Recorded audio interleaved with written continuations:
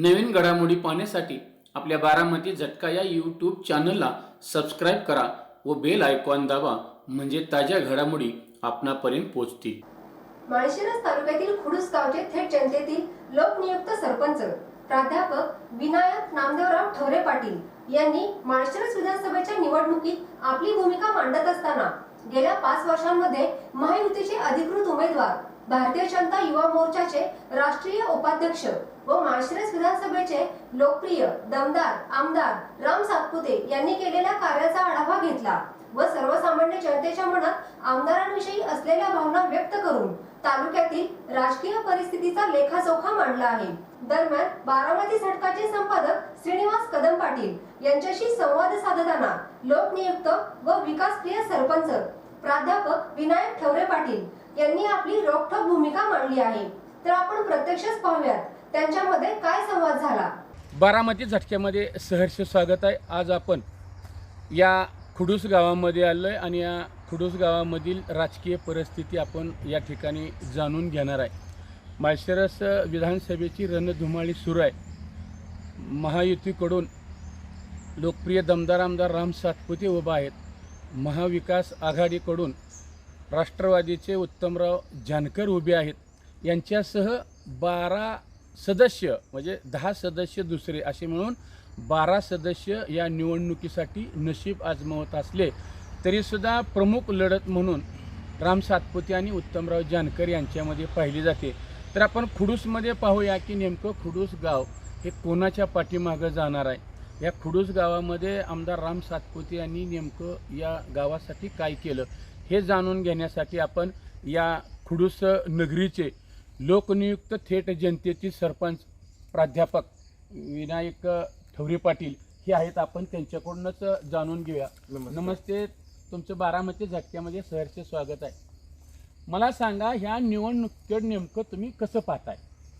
प्रथमतः बारामती झटक्यांचं मी पहिल्यांदा स्वागत करतो आणि मी पूर्वीपासून खूप अन्यायाच्या विरोधामध्ये उठाव करण्याचा प्रयत्न केला आणि त्या चॅनलच्या माध्यमातून तुमचं चांगल्या पद्धतीनं काम आहे।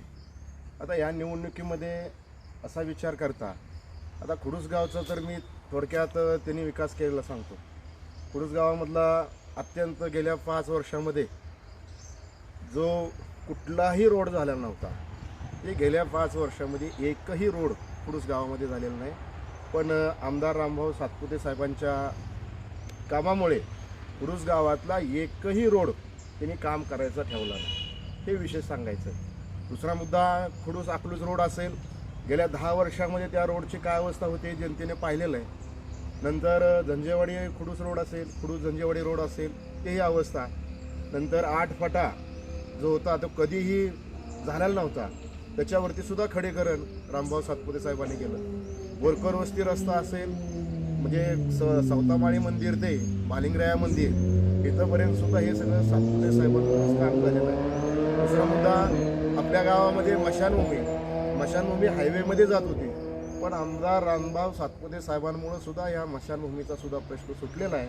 आणि आत्ताच गेल्या 20-25 दिवसामध्ये रामभाऊ सातपुते साहेबांनी आपल्या मशानभूमीच्या सुशोभीकरणासाठी 10 लाख रुपयेचा निधी त्यांनी मंजूर केला।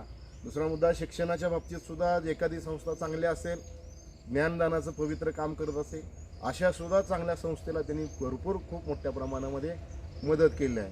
म्हणजे ह्या खुडूस गावासाठी आणि गेल्या 25 ते 30 दिवसामध्ये चंद्रकांत दादा पाटील यांना फोन करून किंवा 28 लाख रुपये निधी एका दिवसामध्ये खुडूस गावासाठी, दलित वस्तीसाठी 28 लाख रुपये निधी सातपुते साहेबांनी दिलेला आहे। कुठल्याही पुढाऱ्यांचा त्या ठिकाणी फोन न जाता, कुठलाही वशिला न लावता डायरेक्ट रात्रीच्या 12 वाजता फोन करून जनतेच्या सेवेसाठी तत्पर असणाऱ्या माणसाला आम्ही खुडूसकर सर्वजण त्यांना साथ देणार आहोत। तर आता समोर जे आहेत ह्या 2 शक्ती एकत्र आलेल्या आहेत, या गट एकत्र आले, त्याबद्दल सर्वसामान्य माणसाची जनभावना काय? सर्वसामान्य माणसाची जनभावना म्हणजे एकतर 50 वर्ष घराणेशाहीला विरोध केला माळशिरस तालुक्यातील जनतेने, 50 वर्ष विरोध केला। आणि ज्या व्यक्तीने पूर्वी ह्या उत्तमराव जानकर साहेबांनीच विरोध केला असं नाही, विरोधी गट मग एस बी अण्णा पाटील असतील, बाकीचे एवढा दिवस जे विरोध करत होते की घराणेशाही संपवायची आणि घराणेशाही संपल्यानंतर त्या ठिकाणी ज्यावेळेस ते संपत यायला लागले त्यावेळेस विरोधी गटाचाच नेता हा त्यांच्याकडे गेल्यानंतर आम्हाला ते सर्वसामान्य माणसाला ह्या दोन शक्ती एकत्र आल्यामुळे खरी लोकशाहीची ह्या ठिकाणी पायमल्ली होते. त्यामुळे आम्ही जनतेच्या मनामध्ये हा खूप मोठ्या प्रमाणामध्ये रोष आहे. कारण का दोघंजण एकत्र आल्यानंतर तुम्ही न्याय कोणाकडे मागणार? न्याय तुम्ही मागू शकत नाही. कारण का तुम्हाला आत्ताचं जे उदाहरण सांगतो, सगळ्या कारखान्यामध्ये 3200-3500 रुपये दर आहे. ईर्ष्या लागली दर देण्यासाठी शेतकऱ्यांसाठी, पण ह्या माळशिरस तालुक्याच्या कारखान्याने फक्त 2600 रुपयेच फक्त दर दिलेला आहे. हे त्याचंच पहिल्यांदा उदाहरण आहे.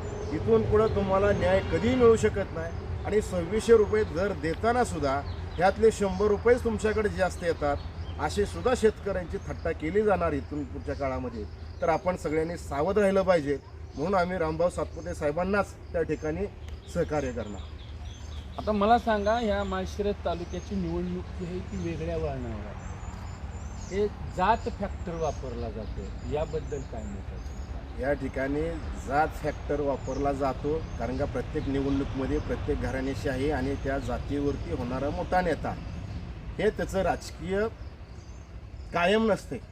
कारण का जातीवरती मतं मागणं त्याच्यापेक्षा आम्ही विकास कामाला मतदान त्या ठिकाणी करणार आणि विकास कामं जे करतो, हे जे तरुण पिढी आहे त्यांना विकास पाहिजेत, जातीवरती मत मागण्याचा अधिकार नाही. आणि दुसरा मुद्दा, ज्या 50 वर्षामध्ये शरद पवार साहेबांनी ज्या धनगर समाजावरती 50 वर्ष अन्याय केला आणि त्याच पार्टीला जाऊन मतदान देणं हे कितपत योग्य वाटते?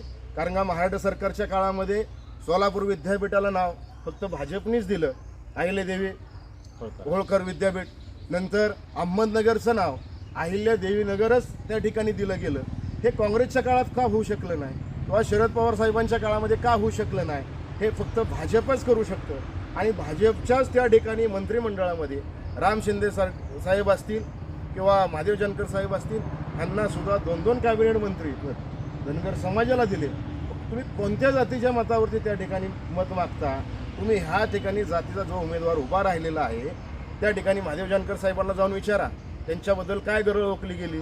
नंतर इंदापूरमध्ये जाऊन भरणे मामाच्या त्या ठिकाणी तो जातीचेच आमदार आहेत. तर त्यांनी काय विकासाच्या मुद्द्यावरती काम केलं पाहिजे. तुम्ही त्या ठिकाणी एखाद्या मोठ्या व्यक्तीवरती टीका करून तुम्ही मोठं त्या ठिकाणी तुम्हाला माळशिरस तालुक्यातली जनता कदापि सहन करणार नाही. कारण का आपण ज्या मतावरती तुम्ही पश्चिम भाग तुम्ही बघताय, माळशिरस तालुक्याचा पश्चिम भाग, तो पश्चिम भागामधून ज्या मतानं तुम्हाला मतं पडत होती त्या ठिकाणची लोकंसुद्धा आता सध्या जाऊन म्हणतात की नाही, आम्ही जातीपातीवरती त्या ठिकाणी मतदान करणार नाही, आम्ही विकास कामाला त्या ठिकाणी मतदान करू. का? रामभाऊ सातपुते साहेबांनी रात्रीच्या 10 वाजता, 11 वाजता, 12 वाजता तुम्ही कधीही वेळा फोन केला तरी त्या ठिकाणी काम केले आहेत. आरोग्याच्या सुविधा चांगल्या दिलेल्या आहेत. ज्याचे बाबा 4 लाख 5 लाख रुपये खर्च होता त्यांना एक विनामोबदल्यात त्या ठिकाणी त्यांचे ऑपरेशन करून दिलेले आहेत. आणि तुम्ही आता कधीही जरी गेला तरी सुद्धा तो कामाचा माणूस आहे. आतापर्यंत नाहीतर कुणाची चिठ्ठी आली, वशील आला, त्याचंच काम करा. आणि जरी इथून पुढे ते उमेदवार जर निवडून आलेच तरी सुद्धा गावातल्या ठराविक पुढाऱ्यांच्या सांगण्यावरतीच ते कामं होणार आहेत. आणि म्हणून इथून पुढं दलाली असणार आहे आणि ह्याच्यामध्ये कामाचा बेजबाबदारपणा मोठ्या प्रमाणामध्ये वाढ होणार आहे. त्याच पद्धतीनं कामामध्ये असताना त्याच्यामध्ये जे विकासाचं व्हिजन आहे ते यांच्याकडे कोणतंही नाही, की वाटून खाण्याचा हा प्रकार आहे की बाबा तुम्ही हे खा, आम्ही हे खातो, आमच्याकडे हे पद ते पद. आणि जे विरोधाकडे जे आता त्यांच्या पार्टीच्या पाठीमागे जे माणसं आहेत, जे कोणी असतील, त्यांचं त्यांच्या गावामधलंच अस्तित्व संपलेलं आहे आणि त्याच गटाने ह्यांना तिकडं ढकललेलं आहे. कारण का ह्यांचं स्वतःचं उद्या पोळी भाजून घ्यायची आहे, हा फक्त त्यांचा उद्देश आहे. म्हणजे अस्तित्वहीन माणसं गावामधली काय त्यांच्या पार्टीमध्ये समाविष्ट. पण आता हे तालुक्यामध्ये थोडंसं दबावाचं राजकारण सुरू झालेलं आहे. कोणाकोणी आहे, असं होईल तसं होईल, आमदार साहेब पडल्यानंतर आम्हीच आहे असंही बोललं जाते. मग तुम्ही जनतेला काय सांगताल यावेळी? माझं एक जनतेला प्रांजळ मत आहे, तिथून पुढच्या काळामध्ये जर या ठिकाणी दबाव त्यांनी टाकण्याचा प्रयत्न केला असेल आणि इथून पुढे टाकतात, लोक तुम्हाला बोलत नाहीत, लोक तुम्हाला त्यांच्या मतपेटीतूनच व्यक्त होणार आहेत, पहिला मुद्दा. आणि ज्या वेळेस मतपेटीतून व्यक्त होतील लोक त्यावेळेस तुम्ही तोंड आपटल्याशिवाय राहणार नाही. का? लोकांच्यावरती दबाव टाकून त्या ठिकाणी जनतेची लूट करून, हे लुटीचाच हा एक प्रकार आहे. कारण का प्रत्येकाने त्या ठिकाणी यायचं, म्हणजे ज्या पक्षाने धनगर समाजावरती 40-50 वर्षे अन्याय केला, काँग्रेस असेल, राष्ट्रवादी शरद पवारची गट असेल किंवा ह्या सुद्धा गटाने जे कुठल्या समाजावरती अन्याय आहेत, काही काही धनगर समाजाचे नेते पूर्ण शरदचंद्र पवार गटाने संपवलेले आहेत. आतापर्यंत त्याचं उदाहरण आहे, तुम्हाला त्याची माहिती आहे, ते लोकांनाही माहिती आहे. आता फक्त एक उमेदवार या ठिकाणी देऊन त्या ठिकाणी जनतेची दिशाभूल करण्याचा प्रयत्न आणि सर्व टोटल धनगर समाजाची मतं मिळवण्याचा हा केविलवाना त्यांचा फक्त प्रयत्न आहे. पण आता ह्या महायुतीच्या सरकारनं सर्वसामान्य शेतकरी असतील, लाडकी बहीण आहे, ह्या योजनेमधून नेमकं त्यांनी शेतकऱ्यांसाठी लाडक्या बहिणीला किंवा इतर योजनेतून काय काय दिलं खरं? कारण आता भाजपच्या काळामध्ये खरं सांगायचं म्हणजे काँग्रेस राष्ट्रवादीचं मध्ये एक 2-2.5 वर्षाचं सरकार होतं. त्या 2-2.5 वर्षाच्या सरकारमध्ये त्यांनी लाईट बिल भरलं नाही म्हणून काय काय जणांचे DP बंद केले होते. आपण गेल्याच 2 वर्षामध्ये पाहिले ना, भाजपचं सरकार आल्यानंतर त्यांनी पूर्ण शेतकऱ्यांना वीज बिल माफ केलं, पूर्ण वीज बिल माफ. आत्तापर्यंत वीज बिल माफ कधीही नव्हतं. आता उद्धव ठाकरे साहेबांच्या काळामध्येच त्या ठिकाणी 5,000 रुपये प्रत्येक शेतकऱ्याकडून जबरदस्तीने वसूल करून मगच DP त्यांची चालू केली.